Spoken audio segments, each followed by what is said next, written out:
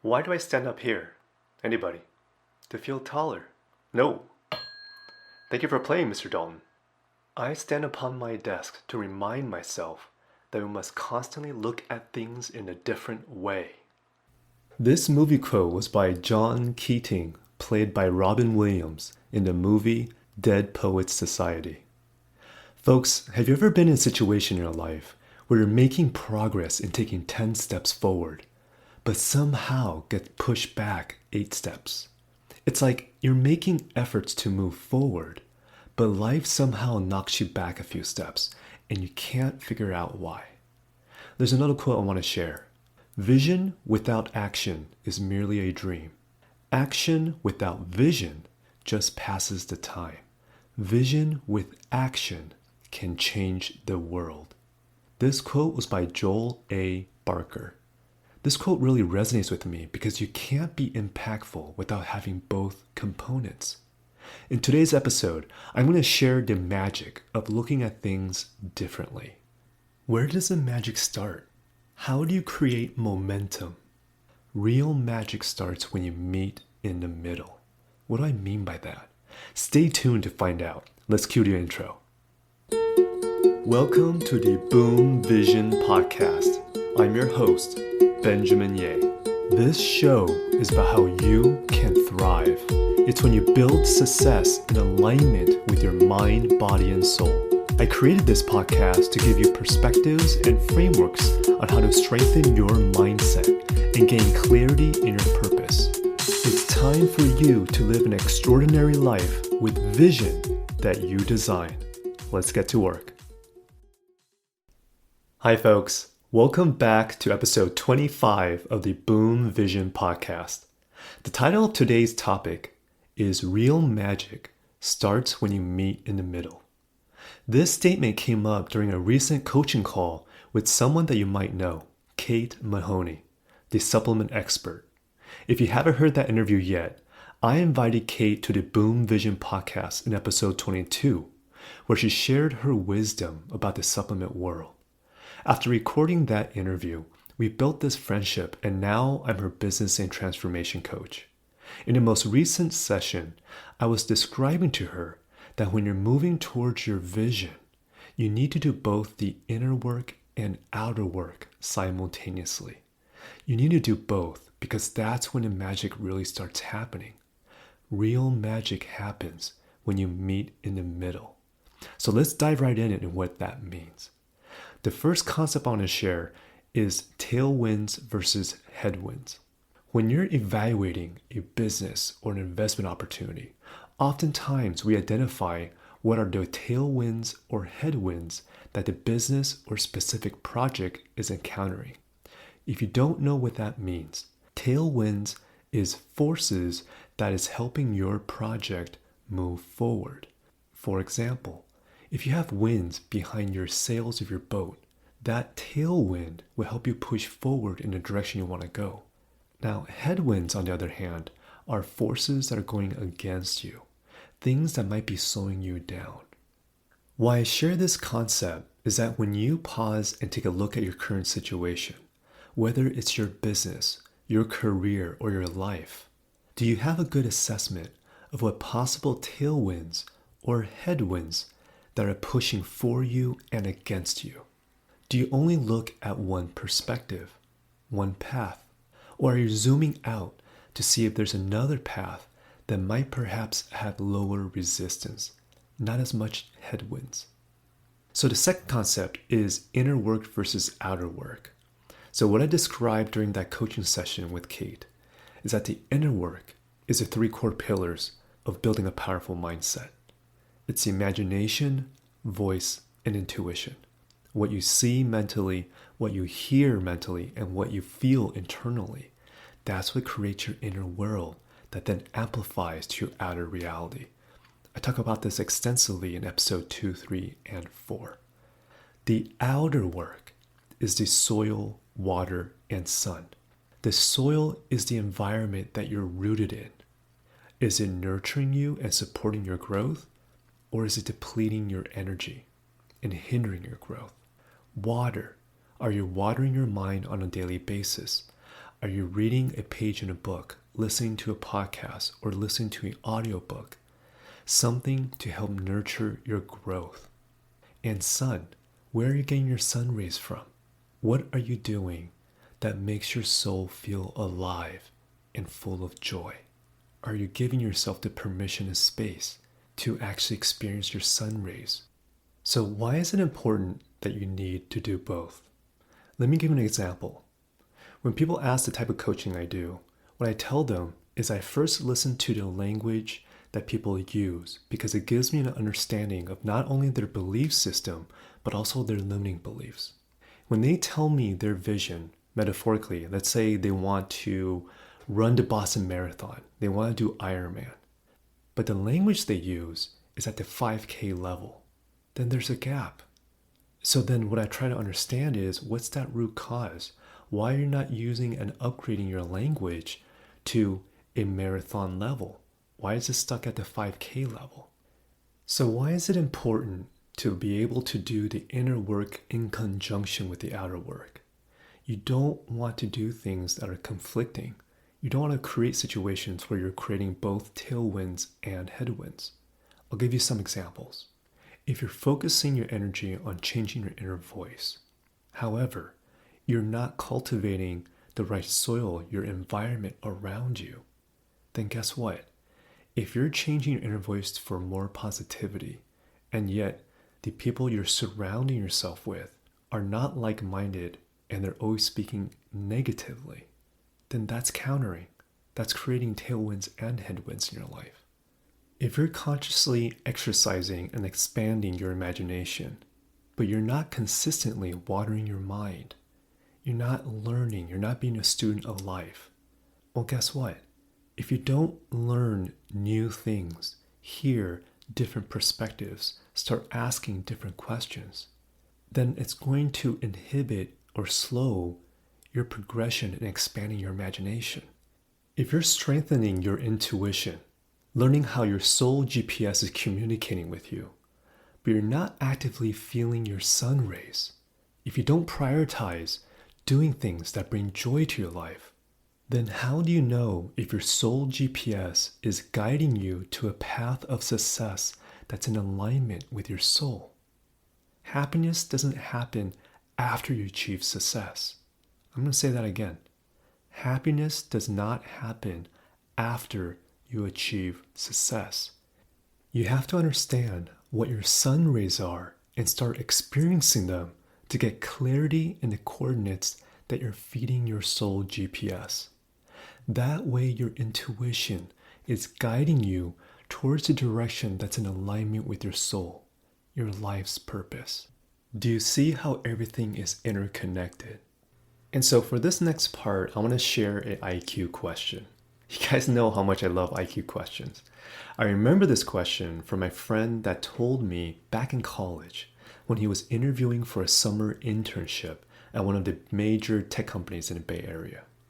And so the question was this: how do you test the efficiency of this plastic water bottle? Well, first, let's establish the purpose that this bottle serves. Is it purpose to hold water? Does it hold water efficiently? And so one way to find out is to fill up the bottle with water. Does it leak anywhere? If you turn it upside down, if you shake it, does the bottle leak? If you drop the water bottle, is there good durability, or does it easily break? Then the interviewer asked my friend this: is that the only way to test how effective this plastic water bottle holds water? And so my friend thought for a moment, and then he replied with this answer: another way you can test the efficiency is by emptying the water bottle. If you pour out the water and now it's filled with air, and then you seal it, you submerge the empty water bottle in a tub of water. And when you submerge it, you'll be able to see if air bubbles come up. And if they do, that means there are leaks and it's not efficient. And I remember when you shared this question in response to me, it always stuck in my mind. I was like, wow, that's a very different way of thinking about it. It's almost an opposite direction. And so there's two main reasons why I'm sharing this IQ question with you today, specifically in this topic. The first one is this: By asking a different question from an opposite direction, it may possibly lead to the answer you're looking for. If you can solve your problem from an opposite direction or angle, for example, instead of looking at top down, why don't you approach it by going bottom up? Do you arrive at the same answer? And if you don't, why not? And so the second reason why I'm sharing this IQ question is that, have you ever heard of that statement where don't be attached to the outcome? I gotta be honest, I remember hearing this probably in my late 20s before, and I never understood why. What do you mean by that? Right? If I really want the goal, if I have the intention, if I want to go after something, then I'm going to go after it. I want to keep it in top of mind. So what do you mean by don't attach to the outcome? And when I finally put two and two together, I really thought about the essence of this IQ question, but in a different way, because if I replace the plastic water bottle, but instead it's my mind, instead of it filling up with water, what if I instead empty it? I let go of the attachment, I let go of the expectation of the outcome, but instead I submerge myself in the environment that I'm looking to be in. Then naturally, because of the lower atmospheric pressure inside my bottle, the environment will want to pour in. It will want to flow into the bottle and not away from it. So really visualize this. Let's exercise your imagination muscles. Visualize your mind being represented as a water bottle. Imagine being very clear on what you desire to hold inside your mind. What is it that you desire to manifest? And once you see that mental picture, once you feel what it's like to have it, let go of the attachment of the outcome. Let go of the expectation of the outcome. Clear and empty your mind, your bottle, and instead focus on your surrounding, the outer work. Focus on putting yourself in environments where what you seek will want to flow in you. It will flow towards you. Do you understand the essence of what I'm trying to share with this analogy? I'll give you an example. Have you ever been in situations where, let's say, you've lost your keys, you've lost your phone, or you're searching for that perfect partner, and for the life of you, you can't find it. It's not showing up. But once you give up from being frustrated, or you take a break from it, and you just walk away from the situation, all of a sudden, it just shows up right in front of you. And you're like, how did this happen? If your mind is attached to the outcome, your thoughts have energy and weight, and your mind will be heavier. It's not a lower atmospheric pressure like that empty water bottle. With a heavier mind, what you seek won't flow as easily towards you because you're not creating a space to attract it. But if you're clear in what you want to attract, and then you let go of the attachment of the outcome, you let go of that expectation, then guess what? It'll be easier to attract and flow into your life. And so the main takeaway for today's episode is that magic happens when you meet in the middle. Why I explain the concept of tailwinds versus headwinds is because I want you to have the awareness, the spatial awareness, the conscious awareness, and the spiritual awareness on whether you are only focusing on one direction. If you're focusing on just the inner work or outer work, by not doing both simultaneously to meet in the middle, the lack of action of one side can create an inadvertent headwind in your life. When you meet in the middle, beauty is in the middle. When you look at life from top down and bottom up, are you meeting in the same place? When you do that inner work and outer work, are you meeting in the same place?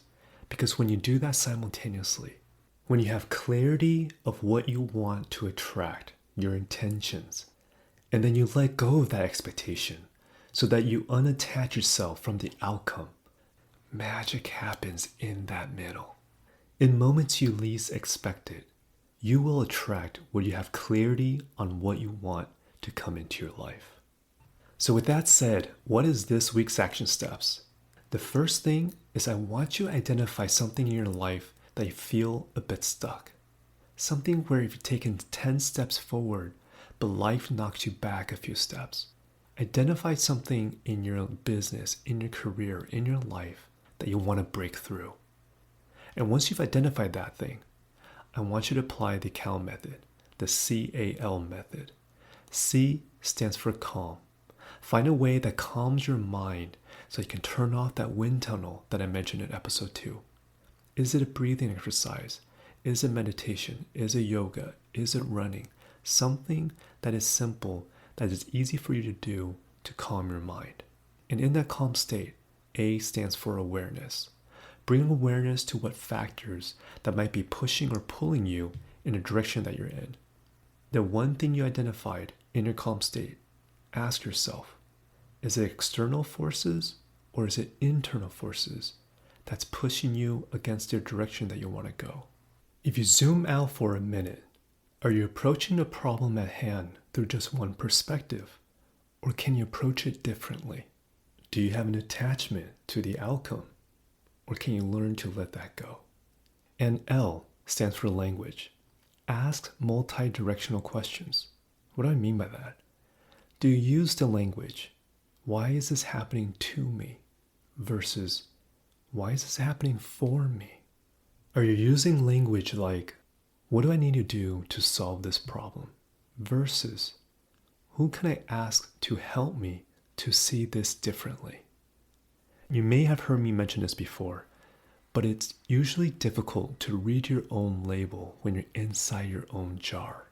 It's not impossible, but it's quite difficult. So sometimes you need that outer perspective. You need a third-party independent perspective to help you see things from a different angle.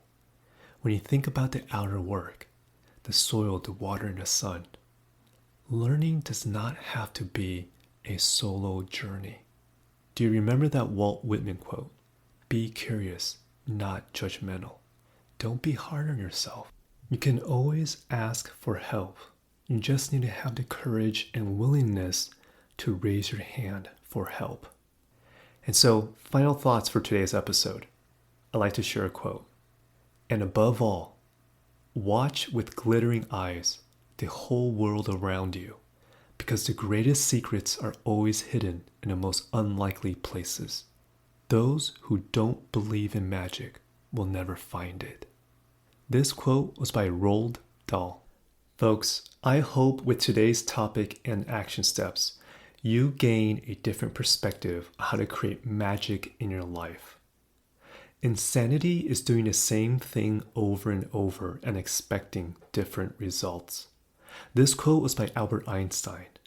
What can you do differently to help you move past, move around, move over, or move under the roadblock that you might be currently facing? By working on both your inner work and outer work together, you are giving yourself the space and breathing room for magic to spark in your life. I'd love to hear your thoughts. Send me a DM on Instagram at Benjamin Ye, or leave me a comment and review if you resonate with today's episode. Until next time, folks, be kind to yourself.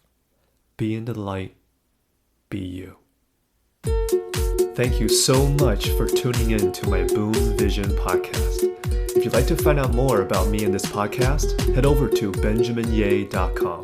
That's spelled BenjaminYeh.com. If you haven't already, click subscribe, and I'll catch you next time.